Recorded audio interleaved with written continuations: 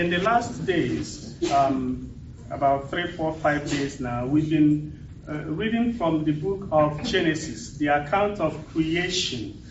And if you recall the account of creation in the book of Genesis, it begins by saying that after each creation, God saw that it was good.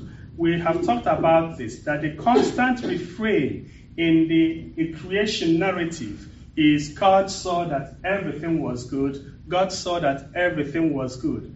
Meaning that at creation, everything was perfect.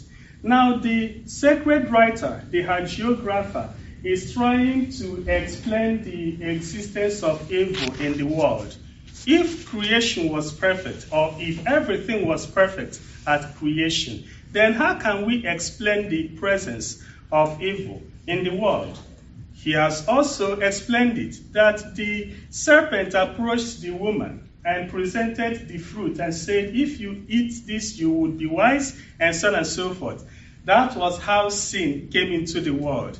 He has been leading us on this journey. Remember that on Monday, the first reading talked about how Cain killed his brother Abel. Why? Because of envy. Abel offered a gift or did his offering to God. Cain did his. But because Abel was more sincere, he was more generous, God accepted his offering and rejected that of Cain, for which Cain became envious of his brother.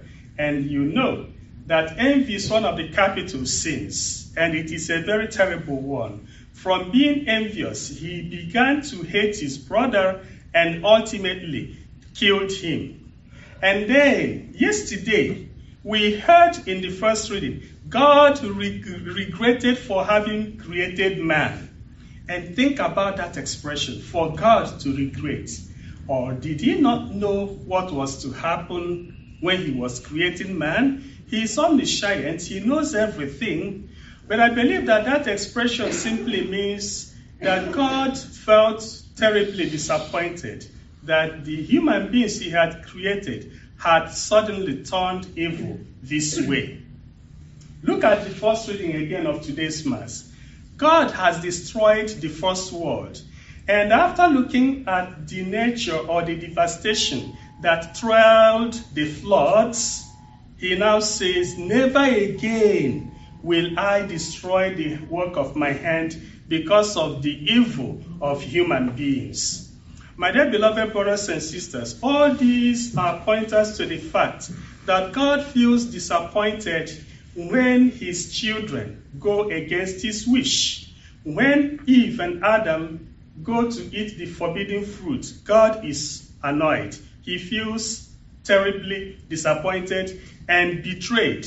When Cain, instead of loving his brother Abel, would rather go and kill him, God feels terribly disappointed. He is full of regrets.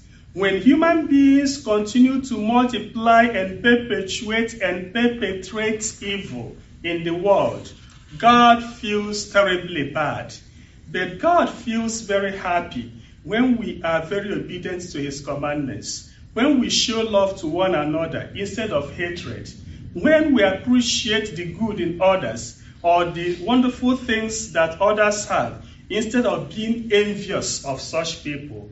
In other words, when we do the exact opposite of the things for which God regretted creating man, God is very happy with us.